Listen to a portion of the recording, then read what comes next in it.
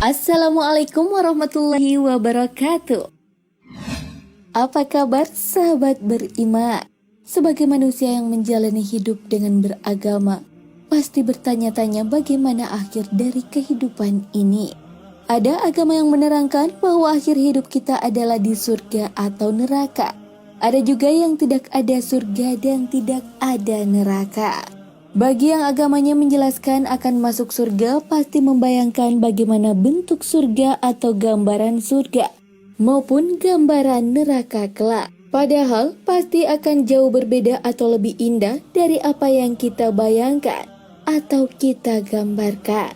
Jika misalnya kita beragama Islam, pasti juga ingin mencari tahu bagaimana gambaran surga dalam Islam itu sendiri.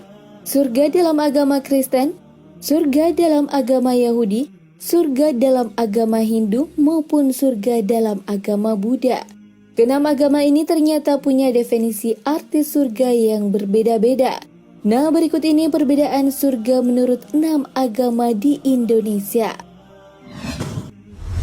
Heaven dalam Kristen. Tujuan akhir kehidupan menurut agama Kristen hampir sama dengan tujuan akhir hidup menurut agama Yahudi, yaitu adanya kerajaan Allah di bumi ini. Yesus Kristus adalah kepala kerajaan itu.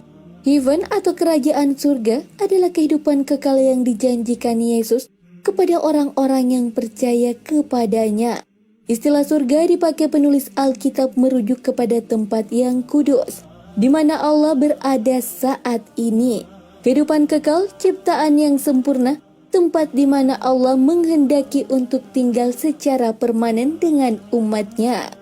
Tidak ada lagi perpisahan antara Allah dan manusia.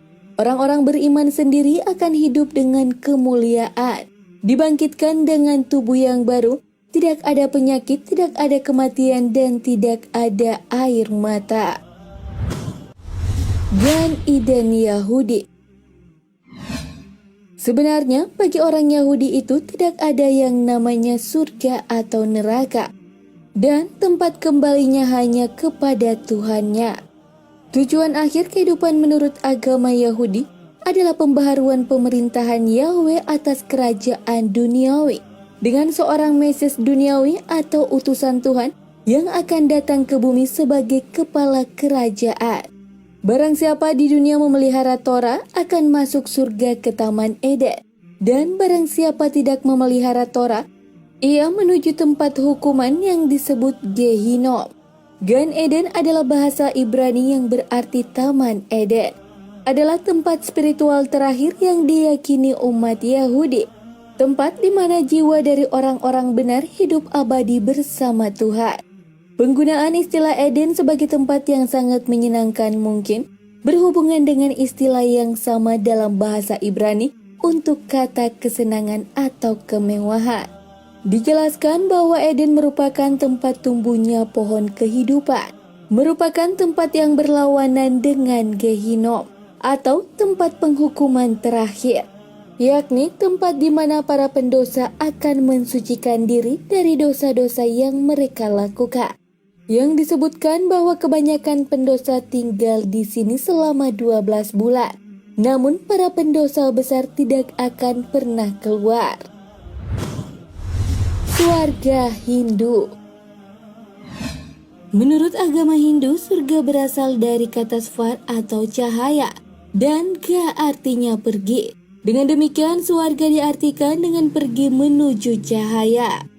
Mengutip dari Vedanta Upanishad, dijelaskan bahwa surga adalah dunia ketiga yang penuh cahaya, di mana cahaya matahari, bulan, dan bintang tidak ada artinya dibandingkan cahaya yang dipancarkan surga.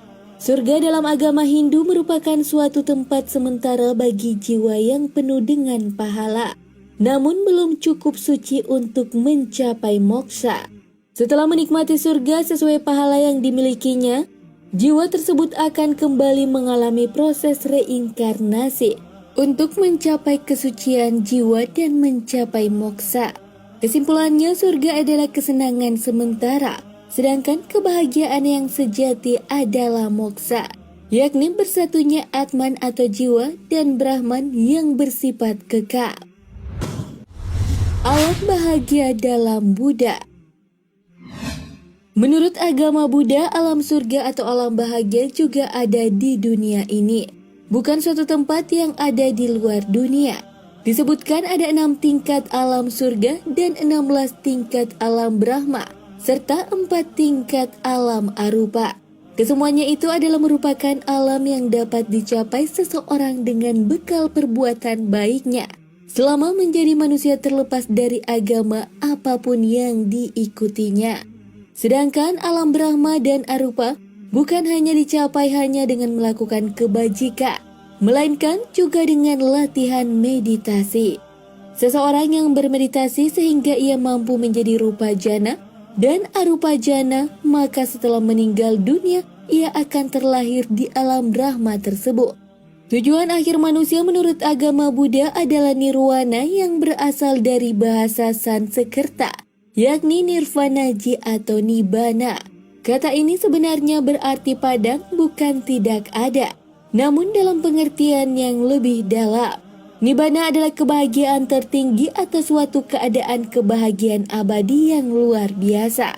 Kebahagiaan nibbana tidak dapat dialami dengan memanjakan indera, melainkan dengan menenangkannya. Nibbana bukanlah suatu tempat, bukanlah suatu keadaan atau ketiadaan, dan nibbana bukanlah suatu surga. Tidak ada kata yang cocok untuk menjelaskan nibbana ini.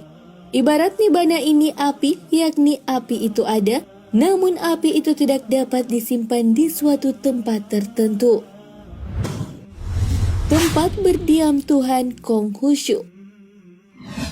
Pada dasarnya Konghucu tidak seperti agama lain yang menggambarkan dengan jelas dan detail bagaimana keadaan yang ada dalam surga. Dalam agama Konghucu tidak ditemukan satupun ayat yang menggambarkan alam metafisik ini atau alam roh suci. Meski tidak ada ayat yang menggambarkan alam metafisik, sebenarnya secara tersirat telah menunjukkan jalan bagaimana alam roh atau metafisik tersebut. Dalam kitab Lunyu jilid 11 ayat 12, sebelum mengabdi kepada manusia, betapa dapat mengabdi kepada roh. Sebelum mengenal hidup, betapa mengenal hal setelah mati. Konghucu meyakini bahwa pada saat manusia-manusia mengalami kematian roh, seorang manusia meninggalkan badan, dan orang yang semasa hidupnya mampu hidup sesuai dengan watak sejatinya. Rohnya menjadi Sheng naik ke surga dan immortal. Artinya hidup abadi di alam surga atau Siantian di samping Tuhan. Karena menurut surga dalam agama Konghucu adalah tempat berdiam Tuhan dan makhluk-makhluk langit. Al-Jannah di dalam Islam. Al-Jannah sendiri banyak dijelaskan di Al-Quran dan hadis Rasulullah Sallallahu Alaihi Wasallam.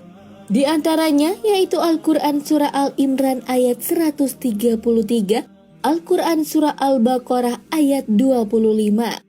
Rasulullah juga pernah mengutip firman Allah dalam hadis Qudsi yang artinya, "Aku telah menyiapkan bagi hambaku yang soleh sesuatu yang tidak pernah dilihat mata, tidak pernah didengar telinga, dan tidak pernah terbersit dalam benak seseorang."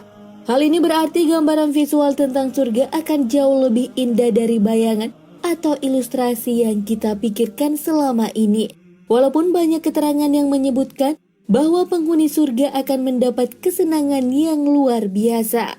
Seperti misalnya rumah atau istana yang terbuat dari emas, bidadari, aneka makanan minuman, dan ada pun yang diinginkannya. Seperti yang dijelaskan dalam Al-Quran Surah Az-Zukhruf ayat 71.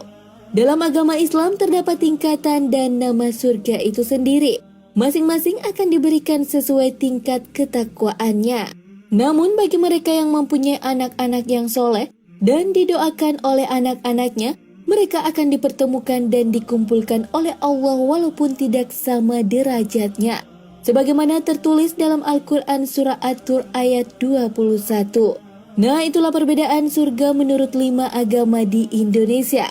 Tentu setiap agama mengajarkan kebaikan dan ketakwaan. Dan orang-orang yang sangat beriman akan hidup kekal di surga nanti. Wallahu a'lam bissawab. Segala yang baik datangnya dari Allah Subhanahu wa Ta'ala, dan segala khilafan mohon dimaafkan. Mari bersama membangun channel Islam Populer dengan mengklik tombol subscribe, like, dan share untuk berbagi informasi bermanfaat. Amin ya robbal alamin.